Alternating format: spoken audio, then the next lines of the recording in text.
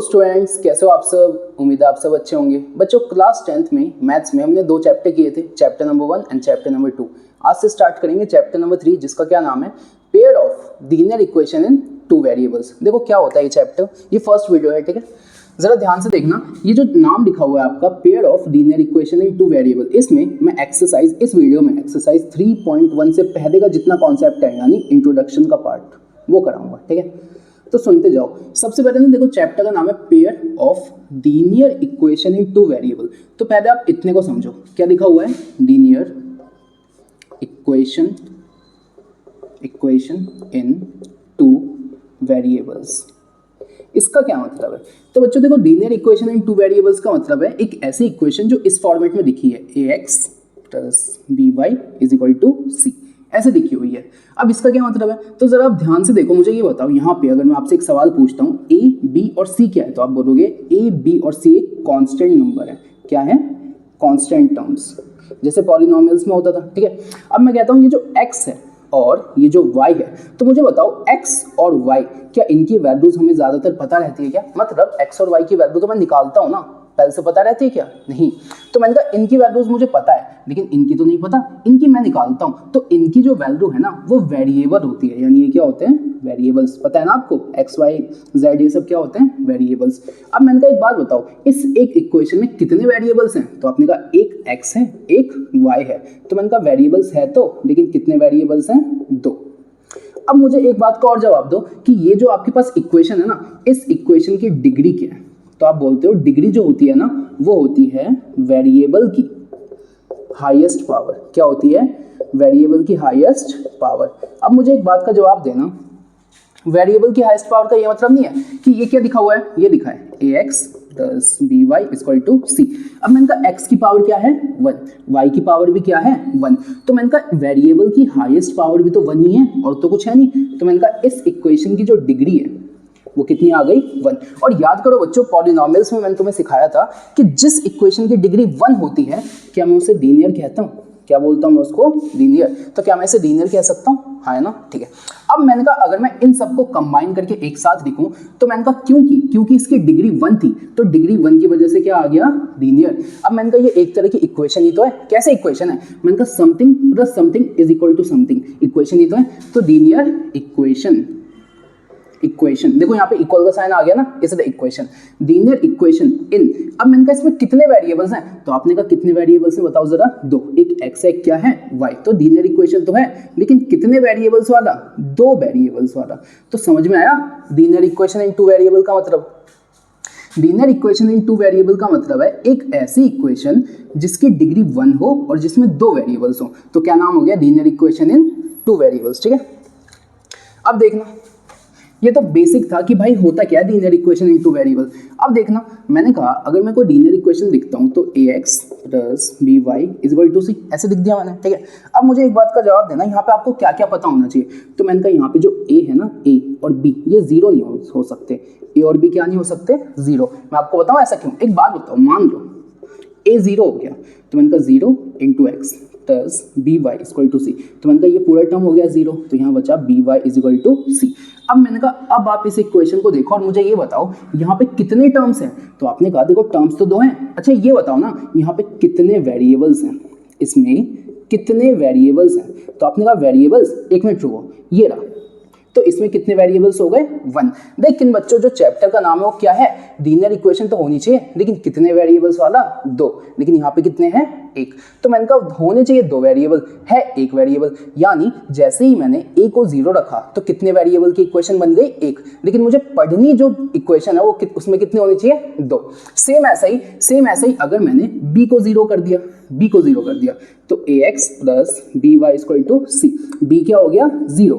तो ax + 0 × y हो गया c, तो ax हो गया c। अब मैंने कहा यहाँ पे अब कितने वेरिएबल हैं, अभी भी तो एक ही वेरिएबल है। तो मैंने कहा यार ये तो चैप्टर का नाम ही पलट गया। इस वजह से मैं कहता हूँ जब आप लीनियर इक्वेशन लिखते हो ना, तो उसमें y का कोफिशिएंट या फिर x का कोफिशिएंट 0 नहीं होना चाहिए। तो मैंने कहा इस केस में या तो a भी 0 नहीं होना चाहिए और b भी 0 नहीं होना चाहिए। क्या आपको इतनी बातें समझ आ गई? यहाँ तक में कोई डाउट? यहाँ तक ठीक है, अच्छा। अब देखना बच्चों, इसके आगे क्या होता है, इसके आगे समझो। अब देखो इसके आगे क्या होता है, तो मैंने कहा अगर मैं ऐसे लिखता हूँ ax plus B Y equal to C. अब मैं कहता हूँ मान लो a की वैल्यू है 1, b की वैल्यू है 2 और c की वैल्यू है 3। तो मैंने कहा ये हो गया, ये कितना हो गया 1x plus 2y is equal to 3। ठीक है, अब मैं कहता हूँ मान लो a की वैल्यू है 2, b की वैल्यू है 3 और c की वैल्यू है 4, ऐसे मान लो। तो मैंने कहा अब क्या है, तो ये है ax plus B Y equal to C. a कितना है 2, b कितना है 3 और c कितना है 4। तो ये हो गया 2x plus 3y equal to 4। अच्छा मैंने कहा जैसे जैसे मैं a b c की डिफरेंट वैल्यूज रखूंगा, क्या मेरे पास डिफरेंट लीनियर इक्वेशन बन जाएंगे? हाँ है ना। तो मैंने कहा a b c एक कांस्टेंट है जिसकी मैं डिफरेंट वैल्यूज रख सकता हूँ। क्या आपको ये बेसिक इंट्रोडक्शन समझ आया? अब बच्चों चैप्टर स्टार्ट करेंगे, ये बेसिक इंट्रोडक्शन था। ठीक है, देखो अभी तक मैंने क्या बताया, मैंने कहा कभी भी आपको दिखना हो linear equation in two variable, देखो अब मैं ना शॉर्ट में दिखूंगा linear equation in two variable, तो आप हमेशा लिखोगे ax plus B Y equal to C. A B C क्या होंगे कांस्टेंट, एक्स वाई क्या हो गए वेरिएबल, डिग्री क्या है 1। तो लीनियर इक्वेशन जिसमें दो वेरिएबल्स हैं। ठीक है, अब मैंने कहा बच्चों इतनी बातें तो हो गई क्लियर कि नाम कैसे हुआ। अब आगे सुनो, अब मैं कहता हूँ किसी भी लीनियर इक्वेशन की ग्राफिकल रिप्रेजेंटेशन क्या है, मतलब ग्राफ पे कैसे बनाऊंगा। तो मैंने कहा लीनियर इक्वेशन कैसे दिखते हैं, ax plus B Y equal to C. मैंने कहा that a equal to 1, b equal to 2 and c equal to 3 मैंने मान लिया। तो मैंने कहा a की जगह है 1 और b की जगह है 2 और c की जगह क्या है 3। तो ये बताओ क्या ये भी एक linear equation in two variable है? तो आपने कहा बिल्कुल है। क्यों? क्योंकि इस फॉर्मेट में है ना। अच्छा अब मैं कहता हूँ यहाँ से मुझे क्या करना है, यहाँ से ना मुझे ये बनाना है, ये आता है ना आपको, ऐसे ऐसे बनाते हैं ऐसे। तो मैंने कहा ये बनाओ, एक बार यहाँ लिखो x, एक बार यहाँ लिखो y। अब मैंने कहा बच्चों मेरे को ना x y की वैल्यूज चाहिए ताकि मैं ग्राफ बना सकूं। तो मैंने कहा देखो यार क्या करना है, सबसे पहले इक्वेशन यहाँ लिखता हूँ 1x प्लस 2y कितना है 3। तो मैं लिखता हूँ पहला केस। पहले केस में मैं क्या करता हूँ, देखो हमेशा बच्चों एक ट्रिक बताऊं मैं तुम्हें, एक बार ना x को 0 रख दो और एक बार y को। तो मैंने कहा जब मैंने x को 0 रखा, मैंने रख दिया, तो जहां जहां x है वहां क्या आ गया 0। ठीक है, तो यहाँ आ गया 0। तो मैंने कहा ये हो गया 0 प्लस 2y इक्वल टू 3। तो ये बताओ 2y अगर 3 है तो y कितना हो गया 3/2। तो y कितना आ गया 3/2। तो एक पॉइंट तो ये हो गया जिसका नाम क्या दे दिया पॉइंट A। ठीक है, तो ये था पहला केस। अब मैंने कहा बच्चों ये था पहला केस तुम्हारा, केस नंबर 1। ठीक है, अब मैं कहता हूँ दोबारा से अगर मैं इक्वेशन लिखूं, तो इक्वेशन क्या है 1x plus 2y equal to 3। अब मैं क्या कहता हूँ, केस 2 में मैंने बोला क्या करना है, एक बार x को 0 रखना है और एक बार y को। तो जब मैंने y को 0 रखा ना, तो ये वाली टर्म क्या हो गई 0। तो 1x प्लस 0 इक्वल टू 3। तो x कितना आ गया 3, यानी इस केस में x कितना आ गया 3। तो एक पॉइंट अपना ये हो गया, इसका क्या नाम है पॉइंट नंबर B। अब मैंने कहा ग्राफ बनाओ, तो बना दो भाई। ठीक है, ये हो गया 0, ये हो गया 1 2 3 4, 1 2 3 4, -1 -2 -3 -4, -1 -2 -3 -4। ठीक है, अब देखो यार मेरी ड्राइंग बहुत ज़्यादा अच्छी है, तुम्हें दिख रहा होगा, तो थोड़ा सा कर देना एडजस्ट, है ना। चलो ठीक है, अब देखो यहाँ पे मैं पॉइंट्स पुट करता हूँ। तो पहला पॉइंट क्या है, जब x 0 है तो y कितना है 3/2। तो मैंने कहा ये बताओ x, अच्छा देखो जो 0 है ना उसको मत देखो, y कितना है 3/2। तो मैंने कहा देखो यार 3/2 का मतलब 1.5 ही तो होगा। तो मैंने कहा y में देखो ये y है और ये क्या है x। y में मुझे 1.5 तक जाना है, तो 1 और 2 के बीच में यही वाला तो पॉइंट होगा, यानी ये हो गया पॉइंट नंबर A, ये वाला। अब मैंने कहा देखो y 0 है तो y को मत देखो, x कितना है 3, तो x ये रहा, यानी ये वाला पॉइंट क्या हो गया B। अब मैंने कहा 2 पॉइंट मिले ना, इनको मिला दो, तो मिला दो भाई, ये लो मिल गया। अब जरा ध्यान से देखो, थोड़ी बहुत ड्राइंग हो जाती है लेकिन ये एक सीधी लाइन है। कैसी लाइन है? सीधी। अब मैंने कहा ये जो लाइन है ये किसकी लाइन है? तो आप बोलोगे एक बात बताओ ना, ये लाइन आपने बनाई कैसे? तो मैंने ये लाइन बनाई इन वैल्यूज से, और ये वैल्यूज कहां से आई? इस इक्वेशन से। यानी ये जो लाइन है ना वो इस इक्वेशन की लाइन है। तो कभी कोई पूछे कौन सी लाइन है, तो आप लिखोगे दिस लाइन रिप्रेजेंट्स इक्वेशन। और कौन सी इक्वेशन को ये रिप्रेजेंट करता है? इस वाली को, 1x plus 2y equal to 3। तो यहां से बच्चों मैं ये समझाना चाह रहा था, यहां से मैं आपको ये समझाना चाह रहा था कि कोई भी linear equation in two variable है ना, जब आप उस इक्वेशन के मतलब एक्स वाई की कुछ वैल्यूज निकाल के उसको ग्राफ पे प्लॉट करते हो ना, तो लीनियर इक्वेशन से बनने वाला जो ग्राफ होता है ना, वो हमेशा एक स्ट्रेट लाइन होता है। हमेशा क्या होता है? एक स्ट्रेट लाइन। आप इसे नोट करो फटाफट। हो गया? ठीक है। तो बच्चों यहां से मैं ये लिख सकता हूं क्या, अगर मैंने किसी लीनियर इक्वेशन से किसी भी linear equation in two variables का ग्राफ बनाया, क्या बनाया? ग्राफ। तो वो ग्राफ हमेशा क्या देगा? Straight line. ग्राफ हमेशा क्या देगा? Straight line. तो ना इसी को आपकी एनसीईआरटी दिखती है, when we represent a linear equation in two variable graphically. जब आप किसी linear equation in two variable को ग्राफिकली रिप्रेजेंट करते हो, उस वक्त जो भी आपके पास ग्राफ बनता है ना, graph is always a straight line. Graph हमेशा क्या बनेगा? एक सीधी रेखा, एक स्ट्रेट लाइन। ठीक है, समझ आ गया? तो ये था यहाँ का कंक्लूजन। ये आपका क्या हो गया? कंक्लूजन।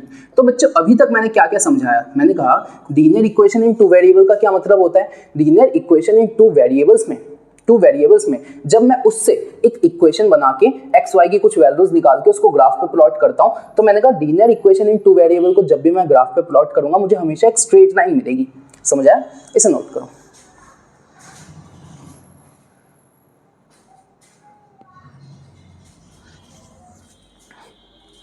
ठीक है, हो गया।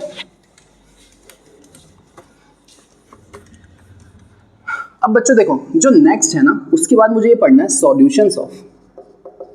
Solutions of a linear equation in two variable. इसका क्या मतलब है? तो मैंने कहा ना, देखो एक लीनियर इक्वेशन लिखता हूँ, वही लिख दूँ जो भी लिखा था, 1x + 2y = 3। ये एक लीनियर इक्वेशन है। ठीक है, अब मैं कहता हूँ बच्चों सॉल्यूशंस का क्या मतलब होता है? सॉल्यूशंस का मतलब होता है x एंड y की वो वैल्यूज जो कि LHS को RHS के बराबर कर दे। मैंने क्या बोला? किसी भी linear equation in two variables के सॉल्यूशन का मतलब होता है x और y की वो वैल्यूज जो कि LHS, ये वाला होता है LHS और ये वाला क्या होता है? RHS। तो मैंने कहा x और y की वो वैल्यूज जो कि LHS और RHS को क्या कर दे? बराबर कर दे। अब कैसे बराबर करेगी? तो देखो भाई, तो मैंने कहा बच्चों इक्वेशन ये है 1x + 2y = 3। मैंने कहा मान लो क्या मानोगे आप यहाँ पे? आप ये मान लो कि ना x को मान लो 0, ठीक है, और y को मान लो आप 3/2। y को क्या मान लो? 3/2। अभी सुनते जाना, मेरी बात सुनते जाना। तो यहाँ पुट करते हैं, तो 1 × 0 + 2 × 3/2। ठीक है, तो मैंने कहा ये तो हो गया 0 और इससे कटा है, कितना आ गया? 3। तो इधर क्या आ गया? 3। और ये बताओ ना इस साइड पे कितना था? 3। तो मैंने कहा एक बात बताओ, LHS RHS के बराबर हो गया क्या? तो आपने कहा हो गया। तो मैंने कहा ये बताओ ये वाली इक्वेशन बराबर कब हुई? आपने बोला ये वाली इक्वेशन बराबर कब हुई? जब x की वैल्यू 0 थी और y की वैल्यू कितनी थी? 3/2। तो मैंने कहा x और y की वो वैल्यूज जिसमें LHS और RHS बराबर हो जाए, क्या उन्हीं को सॉल्यूशंस कहता हूँ? तो मैं ये नहीं कह सकता for equation 1x + 2y = 3 we have x = 0 and y = 3/2 as solutions। मैं कहता हूं इस वाली इक्वेशन के लिए x की ये वाली वैल्यू और y की ये वाली वैल्यू इसके सॉल्यूशंस है ना भाई? हाँ है ना? तो मैंने कहा देखो किसी भी linear equation in two variable के सॉल्यूशंस का मतलब होता है कि उसमें जो x और y की ऐसी वैल्यूज रखो जिससे LHS RHS बराबर आ जाए। जैसे मैंने कहा यहाँ पे x की वैल्यू 0, और ये कैसे निकालते हैं अभी टेंशन मत लो, अभी तो सिखाया ही नहीं है, कुछ सिखाऊंगा, टेंशन मत लो। ये देखो मैंने सोच लिया क्या आंसर होगा, लेकिन मैं आपको सिखाऊंगा ना, हर चीज का टाइम होता है। अभी सीखो यहाँ। तो मैंने कहा x की वैल्यू 0, y की वैल्यू इतनी जैसी मैंने रखी, तो यहाँ पे LHS और RHS बराबर हो गया। तो मैंने कहा x और y की वो वैल्यू जिसने LHS और RHS को बराबर कर दिया, उन्हीं को मैं क्या बोलता हूँ? सॉल्यूशंस। तो मैं कहता हूँ x की वैल्यू ये और y की वैल्यू ये इस इक्वेशन के सॉल्यूशन से। पता है क्यों? क्योंकि इन्हीं वैल्यूज ने LHS और RHS को बराबर कर दिया। समझ आया? इसे नोट करो। अब आगे चलेंगे और आगे अपने को ये देखना है किसी भी linear equation in two variables में आखिर हम सॉल्यूशंस बना कितने सकते हैं, किसी linear equation in two variable में सॉल्यूशन हो कितने सकते हैं। तो देखो बताता हूँ, अभी बताओ, अभी जस्ट 5 मिनट पहले हमने ये वाला एग्जांपल किया था 1x + 2y = 3। मैंने कहा था जब x 0 था तो y आ गया था आपका 3/2 और जब y 0 था तो x आ गया था आपका 3। तो एक पॉइंट है ये और एक पॉइंट क्या है ये। फिर मैंने यहाँ पे ग्राफ बनाया था तो मैंने कहा था 1 2 1 2, इतना ही काम था। ये x है, ये क्या है y, यहाँ 3 और बना दो। तो मैंने कहा जब x 0 है तो y कितना है 3/2, या 3/2 1.5 ही तो होता है, तो ये होगा कहीं 1.5, ये वाला पॉइंट। फिर y 0 है, x कितना है 3, ये रहा, ये दूसरा पॉइंट। तो मैंने कहा इन दोनों को जैसे मैंने मिलाया, इन दोनों को जैसे मैंने मिलाया, मेरे को क्या मिली, एक स्ट्रेट लाइन। मेरे को क्या मिली, एक स्ट्रेट लाइन। अब मेरे को बच्चों एक बात का जवाब देना, मैंने कहा ये वाली जो वैल्यूज है वो इसके सॉल्यूशंस है ना, अभी चेक किया था हमने, जो ये वाली वैल्यूज है वो इसके क्या है, सॉल्यूशंस। और मुझे एक बात बताओ, इस इक्वेशन से जो बनने वाली लाइन है, क्या ये वाला जो पॉइंट है 0,3/2, ये वाला जो पॉइंट है यही तो होगा 0,3/2, और ये वाला पॉइंट क्या है, ये वाला पॉइंट है 3,0। तो मुझे एक बात बताना बच्चों, इस इक्वेशन से बनने वाली जो स्ट्रेट लाइन है, क्या उस स्ट्रेट लाइन में आपको एक पॉइंट 0,3/2 और दूसरा पॉइंट 3,0 दिखा? तो इससे मैंने क्या बोला कि किसी भी linear equation in two variables से बनने वाली जो लाइन है, उस लाइन में जितने भी पॉइंट्स होंगे, देखो ये भी पॉइंट है, ये भी पॉइंट है, ये भी पॉइंट है, ये भी पॉइंट है, ये भी पॉइंट है, ये सब पॉइंट है, ये सब क्या है, पॉइंट। तो मैंने कहा इस किसी भी linear equation in two variable से जो लाइन बनेगी, उस लाइन में जितने पॉइंट्स आएंगे ना, वो सारे के सारे पॉइंट्स इस linear equation in two variables के सॉल्यूशंस होंगे।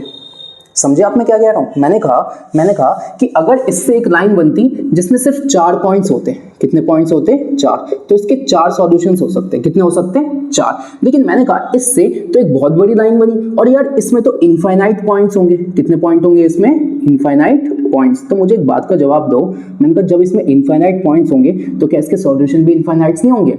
तो सीधा सीधा ये समझो, मैं ये समझा रहा हूं कि किसी भी लीनियर इक्वेशन से बनने वाली जो लाइन है, उस लाइन में जितने भी पॉइंट्स होंगे ना, वो सब के सब इसके सॉल्यूशंस होंगे। तो सीधा सीधा इससे बनेगी एक स्ट्रेट लाइन। किसी भी लीनियर इक्वेशन से क्या बनेगी, एक स्ट्रेट लाइन। ठीक है, अब कंक्लूजन लिखता हूं, किसी भी लीनियर इक्वेशन से बनेगी स्ट्रेट लाइन, और इस स्ट्रेट लाइन में जितने पॉइंट्स होंगे उतने सॉल्यूशंस होंगे। तो मैंने कहा कोई भी जो स्ट्रेट लाइन होती है, कोई भी जो स्ट्रेट लाइन होती है, उसके अंदर कितने पॉइंट्स होंगे, तो यार हमें नहीं पता कितने पॉइंट्स होंगे, इनफाइनाइट पॉइंट्स होंगे। A straight line has infinite points, infinite points. क्या बात समझे? अब मैंने कहा जितने पॉइंट्स होंगे उतने सॉल्यूशंस, यानी किसी linear equation in two variables की अगर इनफाइनाइट पॉइंट है तो मैं ये नहीं कह सकता linear equation in two variable has infinite solutions. क्या मैं ये कह सकता हूं किसी linear equation in two variables में क्या होंगे, इनफाइनाइट सॉल्यूशंस? तो कभी आपसे ये सवाल आया कि किसी भी linear equation in two variable solutions कितने होंगे, तो सीधा आपको ये कहना है linear equation in two variable. एक तो चैप्टर का नाम इतना बड़ा है ना, शॉर्ट में बोलता हूँ लीनियर इक्वेशन। किसी भी लीनियर इक्वेशन से बनने वाली जो ग्राफ है वो हमेशा एक स्ट्रेट लाइन देगी, और उस स्ट्रेट लाइन में जितने पॉइंट्स होंगे उतने सॉल्यूशंस। तो किसी भी linear equation in two variable से बनने वाली जो लाइन है ना, उसमें इनफाइनाइट पॉइंट्स होंगे। तो अगर इनफाइनाइट पॉइंट्स हैं तो किसी भी linear equation in two variable के सॉल्यूशंस भी तो इनफाइनाइट हो गए। क्या आपको ये बात समझ आया? ठीक है, इसे नोट करो। तो वहां तक में कोई डाउट? मैं ना आपको जितना अभी मैंने समझाया है उसे मैं 1 मिनट में समराइज करता हूं, फिर आगे चलेंगे। देखो मैंने क्या बताया, सबसे पहले तो मैंने आपको ये बताया, मैंने आपको ये समझाया कि ना चैप्टर का नाम है pair of linear equation into variables. तो मैंने कहा था पेयर ऑफ को छोड़ दो अभी के लिए, अभी फोकस करो linear equation in two variable. मैंने कहा linear equation in two variables को मैं ऐसे लिखूंगा, ध्यान रखना, और इसको रिप्रेजेंट करने का तरीका होता है ax plus by equal to c। इसको ऐसे भी लिख सकते हो ax plus by minus c, या फिर ax plus by plus c, एक ही बात है। ठीक है, कोई दिक्कत नहीं है, रिप्रेजेंट करने के तरीके हैं। अब मैं आपको समझा ही रहा हूं कि इसमें ना 2 वेरिएबल्स हैं। कितने वेरिएबल्स हैं? 2 वेरिएबल्स हैं। ठीक है, और ये जो इक्वेशन है ना, इसकी डिग्री 1 है। देखो इसकी भी 1 है, इसकी भी 1 है, तो इसकी डिग्री कितनी है? 1। जिसकी डिग्री 1 होती है उसको क्या दिखते हैं? लीनियर। तो मैंने कहा ये लीनियर है, और क्योंकि यहाँ पे इक्वल का साइन आ गया तो ये एक इक्वेशन है, और इसमें कितने वेरिएबल्स हैं? 2। तो linear equation in two variables, इसका नाम समझ आ गया आपको। उसके बाद बच्चों मैंने इसके आगे आपको समझाया कि linear equation in two variables में a कभी जीरो नहीं हो सकता और बी कभी जीरो नहीं हो सकता। क्यों नहीं हो सकता? क्योंकि अगर ए और बी जीरो हो गए ना तो एक्स और वाई जीरो हो जाएगा, और अगर एक्स और वाई जीरो हो गए तो linear equation in two variable नहीं, अब तो एक ही वेरिएबल रह गया, लेकिन हमें पढ़ने कितने? दो। उसके बाद मैंने आपको समझाया कि अगर मैं लीनियर इक्वेशन के ग्राफ की बात करूं, लीनियर इक्वेशन की किसकी बात करूं? Graph of linear equation in two variable. अगर मैं इसकी बात करूं तो मैं कहता हूं कोई भी जो linear equation in two variable है, कोई भी जो linear equation in two variable है, उसका जो ग्राफ है वो होता है एक सीधी रेखा। वो ग्राफ क्या होता है? एक स्ट्रेट लाइन। ठीक है, अब बच्चों यहीं पे मैंने एक अगला कॉन्सेप्ट आपको सिखाया था, solution of linear equation into variable. इसमें मैंने आपको बताया कि जैसे मान लो कोई भी लीनियर इक्वेशन है, जैसे मान लो ये लीनियर इक्वेशन है, अब मैंने कहा x और y की वो वैल्यू जो कि ये जो इक्वल के इधर होता है ना, इसको कहता हूँ लेफ्ट हैंड साइड LHS, और इसको क्या बोलता हूँ? Right hand side RHS। तो मैंने कहा x और y की ऐसी वैल्यूज जो कि लेफ्ट हैंड साइड और RHS को क्या कर दे? बराबर, जो कि LHS को RHS के क्या कर दे? बराबर। ठीक है, फिर मैं कहता हूँ बच्चों ये जो सॉल्यूशंस है ना, ये सॉल्यूशन ना मिलता जुलता है ग्राफ से। पता कैसे? इस इक्वेशन से बनने वाली जो स्ट्रेट लाइन है, मैंने कहा मान लो ये है वो स्ट्रेट लाइन। ठीक है, तो ये जो सॉल्यूशंस के जो पॉइंट्स होंगे ना, वो इसी स्ट्रेट लाइन के पॉइंट्स होते हैं। किसके पॉइंट्स होते हैं? इसी स्ट्रेट लाइन के। तो सीधा सीधा मैं ये कहता हूँ कि linear equation in two variable से बनने वाला जो ग्राफ होता है ना, वो एक सीधी रेखा होती है, और उस सीधी रेखा में जितने भी पॉइंट्स है ना, वो सब के सब पॉइंट्स इस लीनियर इक्वेशन के क्या है? सॉल्यूशंस। फिर मैंने कहा किसी भी लाइन में इनफाइनाइट पॉइंट्स होते हैं। किसी भी लाइन में क्या होते हैं? Infinite many points. किसी भी लाइन में क्या होते हैं? Infinite many points. अब मैंने कहा अगर इस लाइन का हर एक पॉइंट इस लीनियर इक्वेशन का सॉल्यूशन है और इस लाइन में इनफाइनाइट पॉइंट हैं, तो इस लीनियर इक्वेशन के कितने सॉल्यूशन हो गए? Infinite solutions. इतनी बातें करी हमने अभी तक। ठीक है इतना ही तो किया है। ठीक है, अब बच्चों देखो ये तो बात हो गई आपकी linear equation in two variables की, लेकिन बच्चों चैप्टर का नाम है पेयर का मतलब समझते हो? अभी तक ना मैं तुम्हें मार्कर की बात बता रहा था, लेकिन चैप्टर का नाम मार्कर नहीं है, चैप्टर का नाम है पेयर ऑफ मार्कर। तो अभी तक मैं तुम्हें linear equation in two variable की बातें बता रहा था, लेकिन चैप्टर कहता है कि भाई जो तुम बता रहे हो ना वो है linear equation in two variable, लेकिन एक मत बताओ, दो बताओ साथ में, यानी पेयर बताओ, पेयर। तो मैं कहता हूं अब जो मुझे पढ़ना है, अब यहां से मेन चैप्टर स्टार्ट है, वो बेसिक इंट्रोडक्शन था, उतना तो आना चाहिए। Pair of linear equation in two variable. Pair का मतलब होता है सेट ऑफ टू। क्या मतलब होता है? Set of to.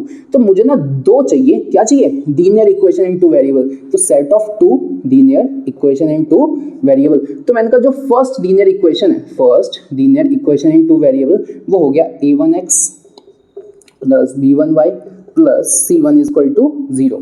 दूसरा second linear equation in two variable जो है वो हो गया a2x plus b2y plus c2 equal to 0।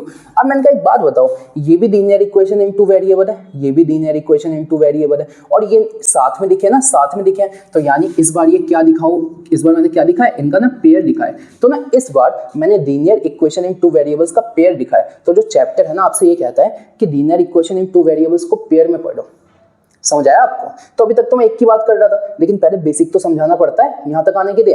तो अब मुझे पढ़ना है pair of linear equation into variable. अब मेरे को ना एक बात का जवाब दो, एक लीनियर इक्वेशन है तो ये एक लाइन ही तो देगा, तो मैं कहता हूँ ये देगा लाइन नंबर 1। ये भी एक लाइन देगा तो ये देगा लाइन नंबर 2। तो इसको मैं लिखता हूँ L1, इसको मैं क्या लिखता हूँ? L2। अब बच्चों ने मेरे को एक बात का जवाब देना, अगर दो लाइन्स है तो वो क्या कर सकती है? तो मैंने कहा जो दो लाइन्स है या तो वो एक दूसरे को इंटरसेक्ट करेगी, या तो वो एक दूसरे के पैरेलल हो जाएगी। क्या हो जाएगी? पैरेलल। या फिर बच्चों एक तीसरा केस भी बनता है। वो तीसरा केस क्या है? या तो देखो मान लो यहां से जा रही है लाइन नंबर 1, ठीक है, और यहीं कहीं से स्टार्ट हो गई तुम्हारी लाइन नंबर 2। यहीं कहीं से तुम्हारी क्या स्टार्ट हो गई? Line number 2।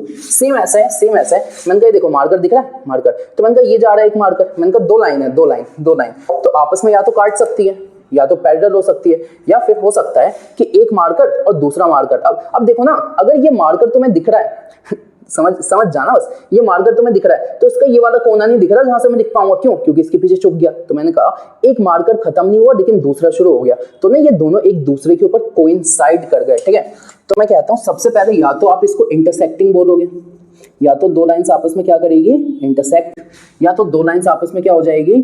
पैरेलल। ठीक है, या तो दो लाइंस आपस में हो जाएगी कोइंसाइड, इसको मैं कहता हूं कोइंसाइड। क्या हो जाएगी आपस में? कोइंसाइड। ठीक है, अब मैं कहता हूं बच्चों एक बात बताओ, ये जो पहली वाली इक्वेशन है इससे मिली मेरे को लाइन 1। अब मैंने कहा लाइन 1 में कितने सारे पॉइंट्स हैं, तो आपने कहा बहुत सारे पॉइंट्स हैं, ये सब लाइन 1 के पॉइंट्स हैं, सही बात है। अब मैंने कहा जो लाइन 2 है इसमें भी बहुत सारे पॉइंट्स हैं, ये सब इसके पॉइंट्स हैं लाइन नंबर 2 के। अब बच्चों एक चीज तुम्हें दिख रहा है, एक चीज मैंने कहा इस लाइन नंबर 1 के जितने भी पॉइंट्स है ना वो इस वाली इक्वेशन के सॉल्यूशंस होंगे। आपने कहा सही बात है। मैंने कहा इस लाइन नंबर 2 के जितने भी पॉइंट्स हैं वो इस वाली इक्वेशन के सॉल्यूशन होंगे। आपने कहा सही बात है। लेकिन अब मैं तुमसे सवाल पूछता हूँ, क्या कोई ऐसा पॉइंट है जो कि इसका भी सॉल्यूशन है और इसका भी? तो आपने कहा ये कैसी बात हो गई? मैंने कहा देखो यहाँ देखो यहाँ। तो मैंने कहा अगर आप ध्यान से इस बीच वाले पॉइंट को देख पा रहे हो तो ये जो बीच वाला पॉइंट है वो लाइन नंबर 1 में भी है और ये जो बीच वाला पॉइंट है वो लाइन नंबर 2 में भी है। तो मैंने कहा जो बीच वाला है ना ये कॉमन पॉइंट है। बीच वाला क्या है? एक कॉमन पॉइंट। किसका? Common point of line 1 and line 2। इसका मतलब पता है क्या? ये जो बीच वाला पॉइंट है ये लाइन नंबर 1 में भी आया है, तो अगर ये वाला पॉइंट लाइन नंबर 1 में भी आया है तो क्या वो इसका सॉल्यूशन नहीं होगा? सही बात है। अब मैंने कहा जो बीच वाला है वो लाइन नंबर 2 में भी आया है, तो अगर ये लाइन नंबर 2 में आया है क्या इसका सॉल्यूशन नहीं होगा? हाँ है ना।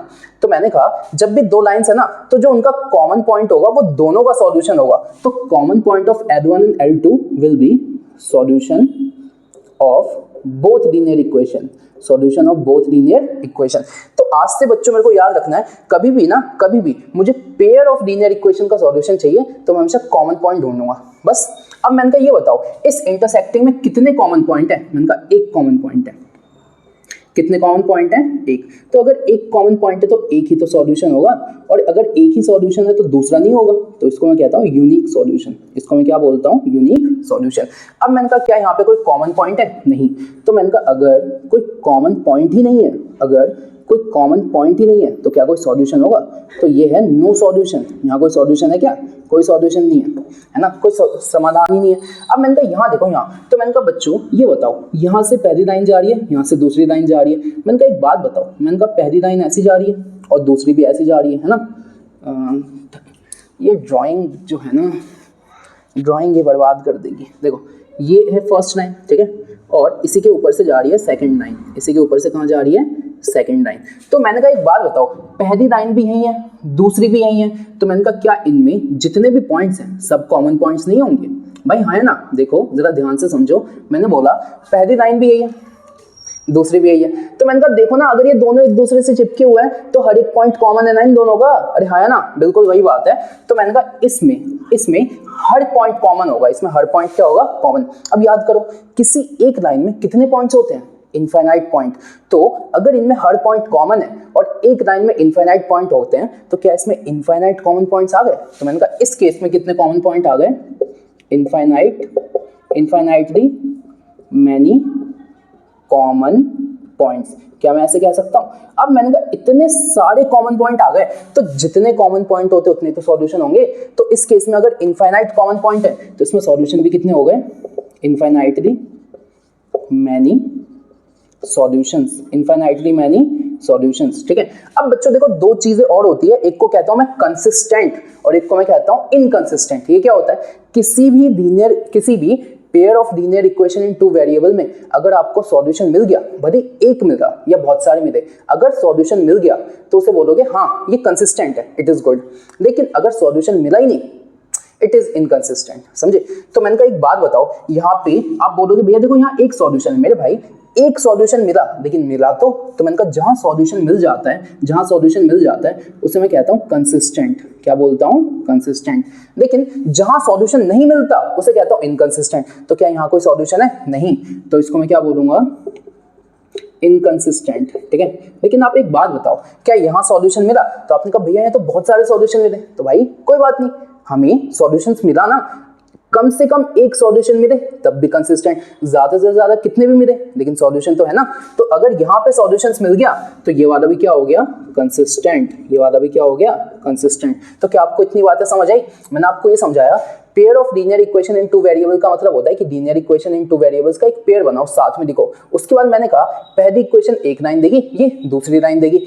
ये दोनों लाइन आपस में तीन चीजें कर सकती है, या तो इंटरसेक्ट कर सकती है, या तो पैरेलल हो सकती है, या तो कोइंसाइड कर सकती है, ठीक है। या तो ये इंटरसेक्ट कर सकती है ना, या तो ये पैरेलल हो सकती है या तो ये क्या कर सकती है, कोइंसाइड कर सकती है। जब इंटरसेक्ट करेगी तो एक कॉमन पॉइंट आएगा और किन्हीं भी दो लाइंस के बीच का जो कॉमन पॉइंट है ना, वो एक कॉमन सॉल्यूशन देगा जो कि इसका भी सॉल्यूशन होगा और इसका भी सॉल्यूशन होगा। तो मैंने कहा इंटरसेक्ट करती है तो एक कॉमन पॉइंट आता है, क्योंकि एक कॉमन पॉइंट आता है तो एक सॉल्यूशन, ठीक है। यहाँ पे कोई कॉमन पॉइंट नहीं आता तो कोई सॉल्यूशन नहीं, नो सॉल्यूशन। यहाँ पे हर एक पॉइंट ही कॉमन है तो इनफाइनाइटली मैनी कॉमन पॉइंट्स, और जितने कॉमन पॉइंट्स उतने सॉल्यूशन। तो कॉमन पॉइंट्स है इनफाइनाइट, तो सॉल्यूशन भी कितने, इनफाइनाइट। आगे सुनो, आगे मैंने आपसे ये कहा कि जहां पे सॉल्यूशन मिल गया वो कंसिस्टेंट और जहां नहीं मिला वो इनकंसिस्टेंट। तो मैंने कहा इस वाले केस में सॉल्यूशन मिल गया और इस वाले केस में सॉल्यूशन मिल गया, तो जो इंटरसेक्टिंग वाला केस है वो भी कंसिस्टेंट है और जो कोइंसाइडिंग वाला केस है वो भी कंसिस्टेंट है, लेकिन जहां सॉल्यूशन नहीं मिला वो इनकंसिस्टेंट है, ठीक है। इसे नोट करो। तो देखो अभी तक हमने क्या क्या पढ़ा, जितना भी हमने पढ़ा अब ना हम उनको ना क्वेश्चंस में अप्लाई करेंगे। इंट्रोडक्शन हो गया, अब आप बोलोगे भैया एक टेबल भी तो बनी हुई है A1/A2 B1/B2 C1/C2 करके कुछ, तो मेरे भाई थोड़ी देर रुक जाओ, पहले ना आप कुछ क्वेश्चंस करेंगे और इसी वीडियो के लास्ट में मैं वो टेबल भी समझा के दूंगा, यहाँ पे पूरी बना दूंगा तुम्हारे सामने और तुम भी बना दोगे बिना देखे। बट हर चीज का वही एक तरीका होता है ना, तो उसके हिसाब से चलने दो। तो अब हम करेंगे एग्जांपल नंबर 1। आ जाओ, एग्जांपल नंबर 1 देखो क्या बोला है कि ग्राफिकली ये चेक करो कि ये जो दोनों इक्वेशन है ना, क्या ये कंसिस्टेंट है। तो आओ चलो चेक करते हैं, और अगर कंसिस्टेंट है तो उनको ग्राफिकली सॉल्व करो, है ना। तो भाई चलो ध्यान से देखो कैसे चेक करेंगे। तो मैंने कहा यहाँ पे देखो सॉल्यूशन सॉल्व करना शुरू करते हैं। तो मैंने कहा जो पहली इक्वेशन है वो है x + 3y = 6, जो दूसरी इक्वेशन है वो है 2x - 3y = 12। तो मैंने कहा जो पहली वाली इक्वेशन है वो एक लाइन देगी, तो इसको मैंने कहा लाइन नंबर 1। जो दूसरी वाली इक्वेशन है वो दूसरी लाइन देगी, लाइन नंबर 2। अब इसको अलग सॉल्व करूंगा, ठीक है, और इसको अलग सॉल्व करूंगा। अब मैंने कहा यहाँ एक टेबल बनाओ और यहाँ एक टेबल बनाओ, बना दिया गया। यहाँ लिखो x, यहाँ लिखो y, यहाँ लिखो x, यहाँ लिखो y। अब मैंने कहा देखो यार बार बार सॉल्व नहीं करूंगा, ध्यान से देखो। मैंने कहा जब पहले केस में x को 0 रख दो, x को 0 रखा, तो जब मैंने x को 0 रखा तो y कितना आ गया, तो y कितना आ गया 2, तो y कितना आ गया 2, तो ये हो गया 1 पॉइंट, ठीक है। अब मैंने कहा अब मैं क्या करता हूँ, अब एक बार y को 0 रखता हूँ। तो जब मैंने y को 0 रखा तो मैंने कहा x + 3 × 0 हो गया 6, तो x कितना आ गया 6। तो इस केस में x कितना आ गया 6, तो ये हो गया फर्स्ट पॉइंट, ये हो गया सेकंड पॉइंट, दो ही चाहिए होते हैं, ठीक है। अब यहाँ पे भी आप क्या करो, एक बार x को 0 रखो। तो मैंने कहा जब मैंने x को 0 रखा तो y कितना आ गया -4। अब देखो यार माइनस माइनस में कंफ्यूज नहीं होना, इसको यहाँ भेज दिया, कोई दिक्कत नहीं है। तो x 0 तो y कितना -4, ठीक है। अब एक बार y को 0 रख दो। तो जब मैंने y को 0 रखा तो 2x - 3 × 0 12, तो ये हो गया 2x - 0 = 12, 2x = 12, ठीक है। तो 2 × x अगर 12 है तो x कितना है 12/2, यानी x कितना है 6। तो जब मैंने y को 0 रखा तो x कितना आ गया 6। तो ये हो गया इसका पहला पॉइंट। इसको ना मैं C से बना देता हूँ और ये हो गया इसका D से, ताकि कंफ्यूज ना हो तुम लोग, सही है। अब यहाँ तक तो सबको आता है। देखो हमेशा ये बेस्ट ट्रिक है बच्चों, एक बार x को 0 कर दो, एक बार y को, एक बार x को 0 कर दो, एक बार y को, ठीक है। और ये अच्छी ट्रिक है, मुझे भी मेरे टीचर ने सिखाई थी, मैं आपको सिखा देता हूँ, ऐसी है, ठीक है। अब ग्राफ बनाते हैं, तो बनाओ भाई एक ग्राफ बनाओ। अब जरा ध्यान से देखो, ग्राफ बनाने से पहले ना कुछ चीजें देख दिया करो कि y में मुझे -4 तक की वैल्यू चाहिए और x में मुझे कहाँ तक की वैल्यू चाहिए 6 तक, यही चाहिए। तो मैंने कहा जो ग्राफ बनाऊंगा ना, ग्राफ बनाऊंगा वो थोड़ा सा अच्छा बनेगा। तो कैसे बनाऊं, ऐसे बनाता हूँ, देखो ऐसे, ठीक है। देखो तुम्हें ग्राफ पेपर पे बनाना है। अब यहाँ ग्राफ पेपर कहाँ से लाऊं मैं, है ना। तो यहाँ पे समझ लो, लेकिन आपको ग्राफ पे बनाना है x dash y y dash, ठीक है। अब मैंने कहा देखो यार मुझे x में मैक्सिमम वैल्यू कहाँ तक चाहिए 6, तो मैं 6 तक ही देखूंगा ना, क्यों देखूँ ज्यादा। 1 2 3 4 5 6, दे भैया हो गया। अब मुझे y में कहाँ तक चाहिए 2 तक, कोई नहीं मैं 4 तक दे देता हूँ, 1 2 3 4। देखो -x की वैल्यू नहीं चाहिए, मैं नहीं लिख रहा, मेरी मर्जी।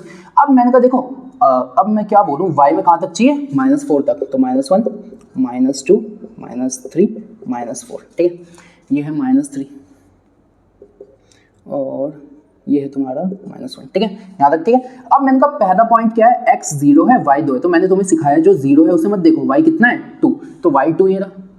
और इस पॉइंट का क्या नाम था ए, तो ए रख दो।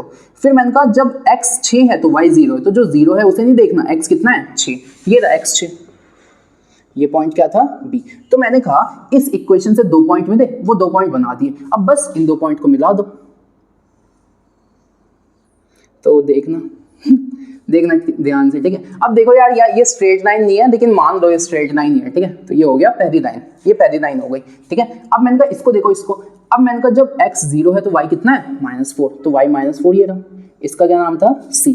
फिर मैंने कहा x 6 है तो y 0 है, तो x 6 का है ये रहा, यानी यही वाला पॉइंट है। तो मैंने कहा अब इन दोनों को मिला दो तो ये ऐसे मिल गया, ठीक है। अब मुझे एक बात बताओ, ये था लाइन नंबर 1 जो कि इस वाली इक्वेशन से आया, और ये क्या है, ये है तुम्हारा लाइन नंबर 2 जो कि इस वाली इक्वेशन से आया, सही है। कोई दिक्कत? कोई दिक्कत नहीं है भैया, यहाँ तक में तो कोई दिक्कत नहीं होगी, ठीक है ना।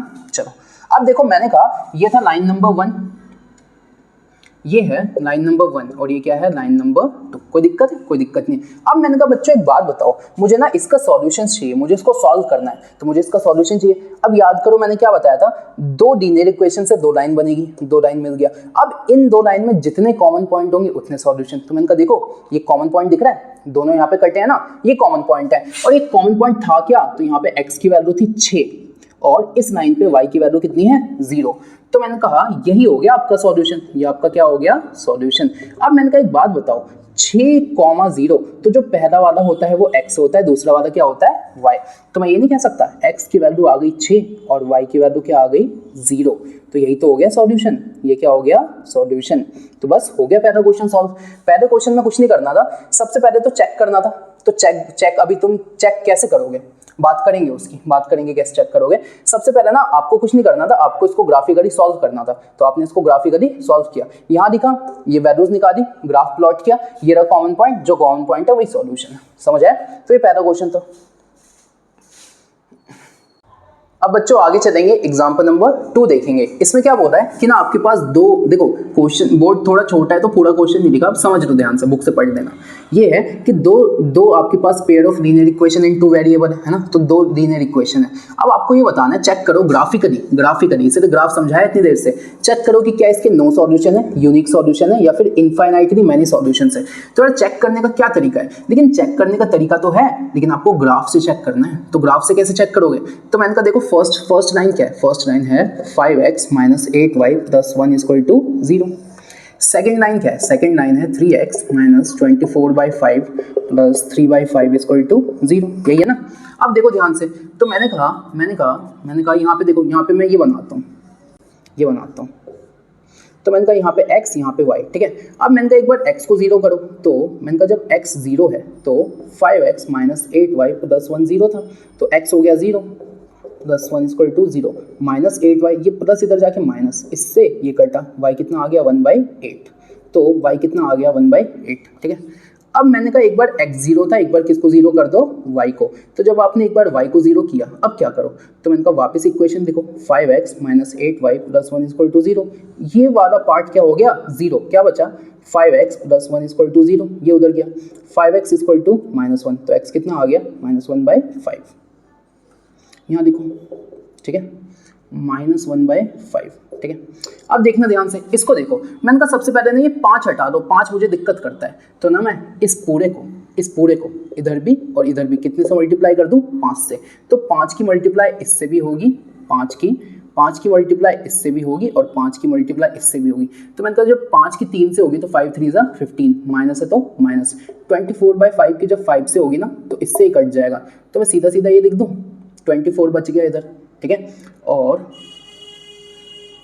24y है, यहाँ y होगा, तो 24y प्लस, अब देखो 3/5 है और इधर भी 5 है, तो इससे ही कट गया, तो मैं सीधा ये लिख दूँ, 3 + 3 = 0।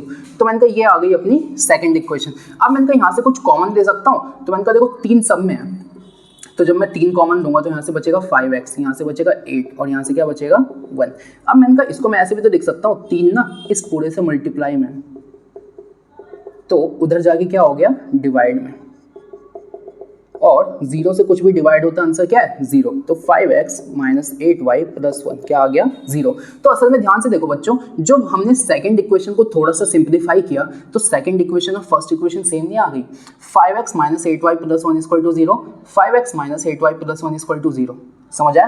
तो मैंने कहा असल में ये दोनों सेम ही इक्वेशन थी, लेकिन आप एग्जाम में कैसे लिखोगे एग्जाम में। और आपको पता है जो सेम इक्वेशन होती है इसका मतलब है एक लाइन के ऊपर दूसरी लाइन यानी कोइंसाइड, और कोइंसाइड में हर एक पॉइंट कॉमन है, तो इसका आंसर होता है इनफाइनाइट सॉल्यूशन। लेकिन एग्जाम में कैसे करोगे वो देखो, यहाँ तक हो गया। अब मैंने कहा वापस वही इसकी भी वो बना दो, है ना, वो बना दो एक्स वाई। तो बच्चों जब ये और ये सेम ही है तो ये भी तो सेम होंगे। तो मैंने कहा जब x 0 था तो y कितना था 1/8, और जब y 0 था ये कितना था -1/5। ठीक है, अब ग्राफ बनाओ। तो एक ग्राफ बना देते हैं। तो ग्राफ बनाओ, तो एक ग्राफ बना दो। बना दिया ग्राफ, ये है x, ये है y, ये है x, ये है y। ठीक है, अब मैंने कहा देखो मेरे को कहाँ तक चाहिए, तो मैं लिखता हूँ 1 2 -1 -2 +1 +2 -1 -2 और ये हो गया 0। ठीक है, अब मैंने कहा देखो पहला पॉइंट क्या है 0, 1/8। अब एक बात बताओ 1/8 क्या है, तो भाई 1/8 को जब मैं सॉल्व करूंगा तो ये आएगा 0.125। 0.125 बहुत छोटी वैल्यू है। तो मैंने कहा x तो 0 है, y कितना है 0.125, तो मैंने कहा y है 0.125 यानी कुछ यहाँ होगा। भाई मान लो ना, एक अंदाजा लगा दो, यहाँ होगा, है ना, बहुत छोटी सी तो वैल्यू है 0 पॉइंट समथिंग। अब मैंने कहा जब y 0 है तो x कितना है -1.5, 1/5 होता है 0.2, और ये भी किसका माइनस का, तो x कितना होगा -0/2। अच्छा x इधर है माइनस में, तो मैंने कहा इधर हो गया -1 -2, तो इधर हो गया -0.2, तो ये वाला पॉइंट हो गया एक। भाई हो गया कि नहीं हो गया? अब मैंने कहा इन दोनों को मिला दो, तो ये वाली हो गई फर्स्ट लाइन। अब इसको बनाओ, तो मैंने कहा x 0 है और y वही है 0.125, तो x 0 है और y कितना है 0.125, तो यानी ये जो c वाला पॉइंट है ये वाला पॉइंट हो गया, और ये जो d वाला पॉइंट है ये यही वाला पॉइंट तो है, तो ये वाला पॉइंट हो गया। तो मैंने कहा जो दूसरी लाइन बनी दूसरी, वो भी तो यही बनी, दूसरी लाइन भी तो यही बनी, अरे हाँ है ना, तो दूसरी लाइन भी यही बनी। ये ड्राइंग का क्या करूँ मैं, दूसरी लाइन भी यही बनी, तो मैंने कहा यही है लाइन 1 और यही क्या है लाइन 2। तो मैंने कहा लाइन 1 और लाइन 2 जो है ना वो कोइंसाइड करते हैं। क्या करते हैं? कोइंसाइड। और अगर ये कोइंसाइड करते हैं तो इनके पास इनफाइनाइट मैनी कॉमन पॉइंट्स हैं, बहुत सारे कॉमन पॉइंट्स हैं, इनफाइनाइट कॉमन पॉइंट्स, और जितने कॉमन पॉइंट्स होते हैं उतनी तो सॉल्यूशन है, तो इनके पास इनफाइनाइट मैनी सॉल्यूशंस। समझ आया? एग्जाम में तुम्हें ऐसे करना। अब मेरे को ना ये मत कहना भाई एनसीईआरटी में तो ऐसे नहीं लिखा। तो मेरे भाई एनसीईआरटी पता है क्या कहती है? एनसीईआरटी ये कहती है कि ना, एनसीईआरटी ये कहती है कि असल में ये और ये सेम इक्वेशन ही है। तो अगर ये और ये सेम इक्वेशन है, तो अगर सेम इक्वेशन है तो लाइन भी सेम होगी, और अगर लाइन भी सेम है तो यानी एक लाइन के ऊपर दूसरी, यानी कोइंसाइड हो गया। एनसीईआरटी कहती है कि सिर्फ इतना मैंने तुम्हें बता दिया, ये तो तुम समझ गए, लेकिन भाई तुम कहाँ समझे? नहीं समझे तभी तो समझाया जा रहा है। तो आपको पूरा यहाँ तक आंसर लिखना है, ठीक है? बुक वाले जो है ना ऐसे पागल बना के छोड़ देते हैं, आधी बातें लिखते हैं, आधे पे क्वेश्चन मार्क लगा देंगे। अच्छा इसका क्या मतलब है? अरे भाई किताब तुम बना रहे हो, तुम बताओ ना क्या मतलब है, समझे? तो आपको ऐसा नहीं करना, आपको प्रॉपर आंसर लिखना है, ठीक है? ये हो गया आपका क्वेश्चन एग्जाम्पल नंबर 2 का आंसर। अब एग्जाम्पल नंबर 3 करेंगे, फटाफट नोट करो बच्चों। एग्जाम्पल नंबर 3 देखेंगे। देखो एग्जाम्पल नंबर जो 3 है ना, इतना बड़ा एग्जाम्पल है, बट मेरे पास इतना बड़ा बोर्ड नहीं है, तो चंपा वाला क्वेश्चन है एग्जाम्पल नंबर 3। पूरा क्वेश्चन बुक से पढ़ो, यहाँ समझो, यहाँ मैं समझा देता हूँ। देखो एक चंपा है, वो एक फेयर यानी एक मेले में गई, ठीक है? फिर वहां से वो कुछ चीजें खरीद के लाई। क्या खरीद के लाई? स्कर्ट और पैंट खरीद के लाई, ठीक है? अब उसके दोस्तों ने पूछा कि तूने कितने स्कर्ट खरीदे और कितने पैंट खरीदे? तो उसने कहा यार मैं ना मैथ्स लगा देती हूँ और इनके ऐसे कर देती हूँ। उसने कहा कि ये बताओ, देखो उसने कहा, चंपा ने कहा कि मैंने जितने भी स्कर्ट्स खरीदे ना, वो जब मैं पैंट की दोगुना कर दूं और उसमें से 2 माइनस कर दूं उसके बराबर है। ये आपके बुक की लाइन है, क्वेश्चन की लाइन है कि चंपा ने कहा the skirts are 2 less than twice the pants. ये कहा उसने। आगे उसने कहा कि ना अच्छा ऐसा करो, मैं और बता देती हूँ। उसने फिर बोला कि skirts are 4 less than 4 times the pant. कुछ नहीं आया ना समझ? उसके दोस्तों को भी कुछ समझ नहीं आया, तो उसके दोस्तों की हमें हेल्प करनी है। देख रहे हो किताब वाले कैसे हमसे हेल्प मांग रहे हैं। कोई नहीं कर देंगे। तो एनसीईआरटी का ये क्वेश्चन आगे आपसे ये कहता है कि ना आप ऐसा करो, आप ना इस क्वेश्चन को सॉल्व करके चंपा के दोस्तों की हेल्प करो। क्यों करें? क्यों? क्योंकि एग्जाम में मार्क्स मिलेंगे, करने तो पड़ेंगे। चलो, तो मैंने कहा अब इन दोनों को करते हैं। तो मैंने कहा सबसे पहले ना, अगर आपको दिख रहा है तो यहाँ पे दो चीजें दिखी हुई है, एक है स्कर्ट और एक क्या है, पैंट्स। तो ना सबसे पहले अगर कोई भी समझदार बच्चा होगा मेरी तरह, तो सबसे पहले वो ये बोलेगा that skirts be X and that pants be Y. ठीक है, ज्यादा अच्छे से दिखना है, अगर ज्यादा अच्छे से दिखना है तो दैट नंबर ऑफ स्कर्ट्स लिखना x and that number of pants लिखना y। ठीक है, अब मैंने कहा देखो फर्स्ट वाली स्टेटमेंट देखो, जितने भी स्कर्ट्स हैं तो स्कर्ट्स की जगह क्या लिखा हुआ है x, r की जगह लगाओ is equal to 2 less than, यानी किसी चीज में से ना 2 माइनस करना है। 2 लेस का मतलब है किसी चीज में से क्या करना है, 2 माइनस। अच्छा, किस में से करना है, पैंट्स में से। तो पैंट्स क्या है, पैंट्स है y, लेकिन पैंट्स में से नहीं करना, पैंट्स के ट्वाइस में से करना है, यानी पैंट्स की कितने से गुना हो रखी है, 2 से। तो मैंने कहा फर्स्ट वाले से ये बन गया। वापस सुनो, जितनी भी स्कर्ट्स थी, स्कर्ट्स को किससे दिखाया है, x से। ठीक है, r की जगह इक्वल टू 2 डैश, यानी 2 कम करने, किस में से, पैंट के 2 गुने में से, तो पैंट के 2 गुने में से। तो ये हो गई फर्स्ट इक्वेशन, ये क्या हो गई अपने पास, फर्स्ट इक्वेशन। सेकंड इक्वेशन देखो, स्कर्ट्स r, तो स्कर्ट्स किससे दिखाई है, x से, और r को क्या लिखोगे, इक्वल टू। अब देखो 4 डैश, यानी यहाँ पे 2 डैश था तो यहाँ पे 4 डैश, तो यहाँ कितने माइनस होंगे, 4। किससे होंगे, तो मैंने कहा फिर से होंगे पैंट से। तो पैंट किससे दिखाया है, y से, लेकिन पैंट से नहीं होंगे, पैंट के 4 गुने से होंगे, 4 गुने, तो आगे क्या दिख दिया, 4। ये हो गया इक्वेशन नंबर 2। ये क्या हो गया, इक्वेशन नंबर 2। ठीक है, तो अब देखना, यहां तक तो हमने क्वेश्चन बना दिया। अब मैंने कहा फर्स्ट इक्वेशन है x equal to 2y minus 2, और सेकंड इक्वेशन, अच्छा इसको और सॉल्व करता हूं, इसको इधर ले आता हूं, तो x minus 2y equal to minus 2, ये हो गई फर्स्ट इक्वेशन। ठीक है, और सेकंड इक्वेशन है तुम्हारे पास x equal to 4y minus 4, इसको इधर ले आओ, x minus 4y equal to minus 4। तो यहाँ देखो x minus 4y equal to minus 4, ये हो गई सेकंड इक्वेशन। ठीक है, अब पूरे इस क्वेश्चन में अगर आप ध्यान से पढ़ोगे ना, तो हमारे लिए एक एडवांटेज है। वो एडवांटेज ये है कि इस पूरे क्वेश्चन में आपसे कहा है कि बस आप ये बताओ कितनी स्कर्ट्स थी और कितनी पैंट थी, लेकिन ये कहीं नहीं बोला कि ग्राफिकली बताओ। पूरे क्वेश्चन को पढ़ो, ग्राफिकली वर्ड नहीं दिखा कहीं। तो मैंने कहा जब ग्राफिकली नहीं दिखा तो क्यों बनाऊं मैं ग्राफिकली। देखो मैं कैसे करता, मैंने कहा ये 2 इक्वेशन है, ये 2 इक्वेशन है। तो पहली वाली इक्वेशन को अगर मैं देखूं, पहली वाली इक्वेशन को अगर मैं देखूं, तो पहली वाली इक्वेशन से x की वैल्यू कितनी है, 2y माइनस 2। ये जो 2y माइनस 2 है ना, ये कहां से आई है, पहली इक्वेशन से आई है। तो इस x की वैल्यू को मैं दूसरी इक्वेशन में पुट करता हूं, इसे सब्स्टिट्यूशन कहता हूं, आगे सिखाऊंगा। ठीक है, तो मैंने कहा x minus 4y is equal to minus 4, ये सेकंड इक्वेशन थी, और x की वैल्यू मैंने क्या रख दी, 2y माइनस 2, और यहाँ कितनी थी, 4y, यहाँ माइनस 4। अब 2y में से 4y गई तो कितनी बची, minus 2y minus 2 equal to minus 4। ठीक है, अब आगे सॉल्व करते हैं, आगे सॉल्व करते हैं। तो आगे क्या है, देखो क्या है, minus 2y minus 2 equal to minus 4। तो अब देखो माइनस यहाँ से कॉमन दे दिया, तो 2y प्लस 2, और ये क्या हो गया, माइनस 1 इंटू 4, इससे ये कट गया, 2y plus 2 equal to 4, 2y equal to 4 minus 2, 2y equal to 2। तो y की वैल्यू कितनी आ गई, 2/2, यानी y की वैल्यू कितनी आ गई, 1। क्या आपको बात समझ आई। अब मैंने कहा y मैंने क्या माना था, y मैंने माना था नंबर ऑफ पैंट्स, y मैंने क्या माना था, नंबर ऑफ पैंट्स। तो मैंने कहा y जो है वो थी number of pants, number of pants. तो मैंने कहा y की वैल्यू 1 है, तो चंपा ने कितनी पैंट खरीदी होगी, 1।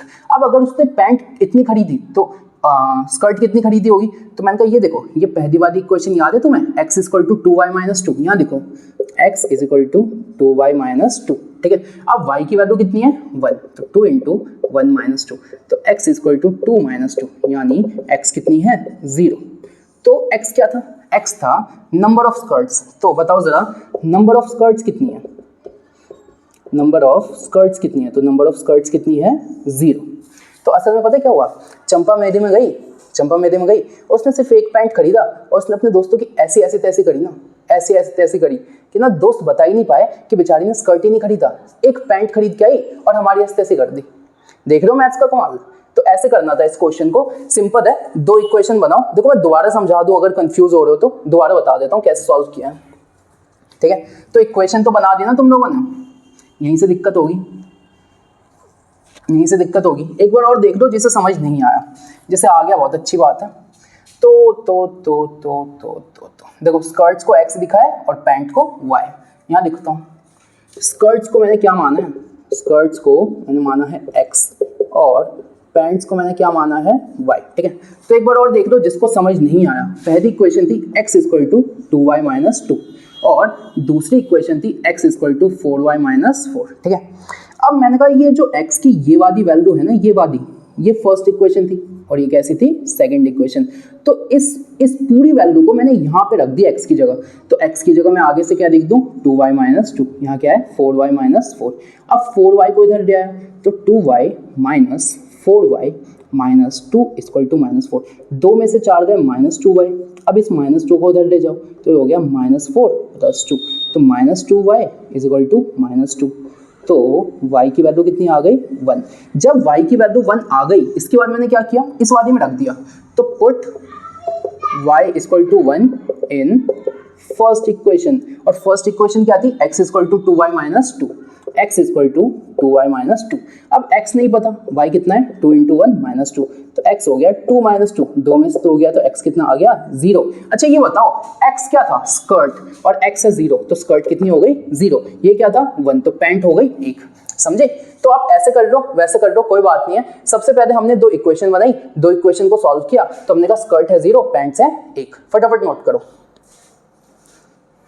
तो देखो एक छोटा सा टॉपिक है, आसान सा। इसमें ना जो आपकी बुक में जो टेबल बनी हुई है 3.1 से पहले, वो टेबल क्या कहती है, तो उसे छोड़ो। यहाँ देखो, यहाँ देखो, सबसे पहले ना 3 केस बनाता हूँ। तो पहले केस में मैं बोलता हूँ जो पहली वाली लाइन होगी वो क्या होगी, a1x plus b1y plus c1 equal to 0। ठीक है, और जो लाइन 2 होगी वो होगी a2x plus b2y plus c2 equal to 0। Same ऐसा इसमें भी जो पहली लाइन होगी वो होगी a1x plus b1y plus c1 equal to 0। जो सेकंड लाइन होगी वो होगी a2x plus b2y plus c2 equal to 0। Same ऐसा first line a1x plus b1y plus c1 equal to 0। Second line a2x plus b2y plus c2 equal to 0। ठीक है, अब मैं कहता हूँ पहले वाले केस में मैं क्या करूंगा, देखो यहाँ पे मेरे को रेशियो चाहिए किसका, a1 b1 c1, a2 b2 c2 का। तो मैं कहता हूँ पहले वाले केस में पता क्या होगा, a1 का जब मैं a2 से रेशियो लूंगा, b1 का जब मैं b2 से रेशियो लूंगा। ठीक है, तो मैं देखूंगा a1 बाई a2 जो है ना वो b1 बाई b2 के बराबर नहीं होगा। कैसे, समझाऊंगा बाद में। तो a1 बाई a2 का जो रेशियो है वो b1 बाई b2 के बराबर नहीं होगा। इस केस में क्या होगा, इस केस में जो देखो ये भी एक लाइन बनाती है, ये भी एक लाइन बनाती है, तो इस केस में जो 2 लाइन्स बनेगी ना वो आपस में काट रही होगी। तो मैं कहता हूँ जब a1 by a2 b1 by b2 के बराबर नहीं होता तो इस केस में बनती है इंटरसेक्टिंग लाइन्स। कैसी बनती है, इंटरसेक्टिंग लाइन्स। ठीक है, तो ये कौन सा केस हो गया, ये हो गया इंटरसेक्टिंग वाला केस। कौन सा केस हो गया, इंटरसेक्टिंग वाला केस। अब मैंने कहा अगर इंटरसेक्टिंग वाला केस है तो मुझे बताओ कितने कॉमन पॉइंट है, एक कॉमन पॉइंट है। कितने कॉमन पॉइंट है, एक कॉमन पॉइंट है। और अगर एक कॉमन पॉइंट है तो एक सॉल्यूशन है। कितने सॉल्यूशन है, एक। और एक को मैं क्या बोलता हूँ, कितने सॉल्यूशन हो गए, यूनिक सॉल्यूशन। क्या आपको बात समझ आए? अब मैंने कहा बच्चों मुझे याद दिलाओ कि अगर सॉल्यूशन मिल जाता है तो मैं उसे क्या बोलता हूँ, कंसिस्टेंट कि इनकंसिस्टेंट। तो मैंने कहा अगर मुझे सॉल्यूशन मिल जाता है ना तो मैं उसे कंसिस्टेंट बोलता हूँ। तो मैंने कहा क्योंकि यहाँ पे एक मिला है, लेकिन मिला है ना, तो मैंने कहा अगर यहाँ सॉल्यूशन मिला है तो ये जो है ना ये हो गया कंसिस्टेंट। और अच्छे से कैसे लिखूंगा, तो मैं इसे लिखूंगा consistent system of pair of linear equation in 2 variable, ऐसे लिखूंगा ज्यादा अच्छे से। ठीक है, अब ये सेकंड वाला केस है। अब सेकंड वाले केस में मुझे क्या करना है, a1 by a2 b1 by b2 c1 by c2, ऐसे बना दिया मैंने। अब मैंने कहा सब आपस में बराबर है। तो इस केस में क्या होता है, इस केस में क्या होता है कि जो एक लाइन है ना उसी के ऊपर दूसरी लाइन होती है, उसी के ऊपर क्या होती है, दूसरी लाइन। तो मैंने कहा ये कौन सा केस हो गया, कोइंसाइडिंग का केस हो गया, कोइंसाइडिंग लाइंस वाला केस हो गया। हाँ है ना। अब मैंने कहा अगर हर देखो एक लाइन के ऊपर दूसरी लाइन है तो इनका जो हर एक पॉइंट है वो कॉमन नहीं होगा। तो यहाँ पे इनफाइनाइट कॉमन पॉइंट्स हैं। यहाँ कितने कॉमन पॉइंट्स हैं, इनफाइनाइट कॉमन पॉइंट्स। और मैंने कहा एक कॉमन पॉइंट मतलब एक सॉल्यूशन, तो इनफाइनाइट कॉमन पॉइंट मतलब इनफाइनाइट सॉल्यूशन। तो यहाँ पे मैं लिखता हूँ इनफाइनाइटली मैनी सॉल्यूशंस इस केस में। और अगर यहाँ पे इनफाइनाइटली मैनी सॉल्यूशंस है तो याद करो जहां सॉल्यूशन मिल जाता है वो कंसिस्टेंट, तो यहाँ भी तो मिला, तो ये भी क्या हो गया, कंसिस्टेंट आगे देखो system of pair of linear equation in two variable. दे भैया हो गया, ठीक है। अब थर्ड पे आओ, तो मैंने कहा थर्ड भी यही है, फर्स्ट लाइन सेकंड लाइन। इस केस में क्या होगा, a1 बाई a2 करूंगा, b1 बाई b2 करूंगा, c1 बाई c2 करूंगा। तो a1 बाई a2 तो आपस में बराबर है, लेकिन जब मैं इसकी c1 बाई c2 से कंपेयर करूंगा ना, देखो a1 बाई a2 आपस में बराबर है, सही है, लेकिन जब मैं इन दोनों की c1 बाई c2 से कंपेयर करूंगा ना, तो ये आपस में बराबर नहीं होगा। तो इस केस में a1 by a2 is equal to b1 by b2 is not equal to, देखो ये जो साइन होता है ना, इस साइन का मतलब होता है not equal to, not equal to, ठीक है, ऐसे ऐसे लगा देता हूं। तो a1 by a2 is equal to b1 by b2 but it is not equal to c1 by c2। इस केस में क्या होगा, इस केस में देखो इंटरसेक्टिंग कोइंसाइडिंग, इसमें क्या होगा, जो दोनों लाइंस है ना, दोनों लाइंस है वो एक दूसरे की पैरेलल हो जाएंगी। देखो ये जो दो लाइंस है आपस में कैसे हो गई, पैरेलल। तो मैंने कहा ये कौन सा केस बन गया, तो ये बन गया पैरेलल लाइंस वाला केस, ये बन गया। अब मैंने कहा अगर ये पैरेलल लाइंस है तो क्या इनके बीच में कोई कॉमन पॉइंट है। मेरे भाई एक बात बताओ, ये दो लाइंस है, क्या इनके बीच में कुछ कॉमन है? भाई कहाँ कॉमन है, कॉमन होने के लिए तो टच होना चाहिए, टच ही नहीं हो रहे बेचारे, है ना। तो मैंने कहा कुछ भी कॉमन पॉइंट नहीं है, तो no common point, no common point. अब मैंने कहा अगर कोई भी कॉमन पॉइंट नहीं है तो कॉमन पॉइंट ही तो वो है जो सॉल्यूशन देता है, और अगर कॉमन पॉइंट ही नहीं है तो सॉल्यूशन कहां से होगा, नो सॉल्यूशंस। क्या बात समझे? अच्छा, अब मैंने कहा देखो अगर मुझे सॉल्यूशन मिल जाता है तो वो कंसिस्टेंट है, लेकिन जहां सॉल्यूशन नहीं मिलता वो क्या है, इनकंसिस्टेंट। तो यहां पे मैं क्या लिखूं, inconsistent system of pair of linear equation into variables. समझ आया? तो बच्चों यहाँ पे 3.1 का इंट्रोडक्शन खत्म होता है, सब कुछ समझा दिया 3.1 से पहले जितना एनसीईआरटी में लिखा था, एक एक लाइन, एक एक एग्जांपल, एक एक कॉन्सेप्ट। 3 एग्जांपल थे, तीनों करा दिए। जितने कॉन्सेप्ट और एनसीईआरटी की जितनी थ्योरी थी ना 3.1 की, इस चैप्टर में बच्चों को बहुत दिक्कत आती है। पता है क्यों दिक्कत आती है? बच्चों को समझ ही नहीं आती कहाँ ग्राफ हो रहा है, कहाँ कंसिस्टेंट हो रहा है, कहाँ इनकंसिस्टेंट हो रहा है, ये वो फलाना ठिकाना, ठीक है। लेकिन तुम्हें दिक्कत नहीं आएगी, पता है क्यों? क्योंकि इस इंट्रोडक्शन को अगर आपने ध्यान से समझा है ना, तो आप एक्सरसाइज के भी सारे क्वेश्चंस कर सकते हो। लेकिन आपको पता है कि जैसे मेरी हैबिट है, इसके बाद मैं एक्सरसाइज की वीडियो लाऊंगा 3.1 की, उसमें मैं एक्सरसाइज के सारे क्वेश्चन मैं ही करके दिखाऊंगा। लेकिन जब मैं वो क्वेश्चंस कर रहा हूँ ना, तो मैं बार बार तुम्हें बोलूंगा कि देखो ये वाला, ये कॉन्सेप्ट मैंने इंट्रोडक्शन में सिखाया था, ये कॉन्सेप्ट मैंने इंट्रोडक्शन में सिखाया था, ये टेबल मैंने इंट्रोडक्शन में बनवाई थी, क्योंकि ये इंट्रोडक्शन है। समझ आ रहा है आपको? तो आराम से आप इसे देखो और एंजॉय करो इस वीडियो को, ठीक है। और अगर अच्छा लगता है तो शेयर कर सकते हो, आगे तो तुम्हारी मर्जी, जैसा करना चाहो। तो इस टेबल को आप अच्छे से समझ रहे हो, ठीक है। यहाँ पे 3.1 का इंट्रोडक्शन खत्म होता है, जो नेक्स्ट वीडियो होगी उसमें 3.1 के सॉल्यूशंस को करेंगे। पढ़ाई करते रहिए, ऑल द वेरी बेस्ट।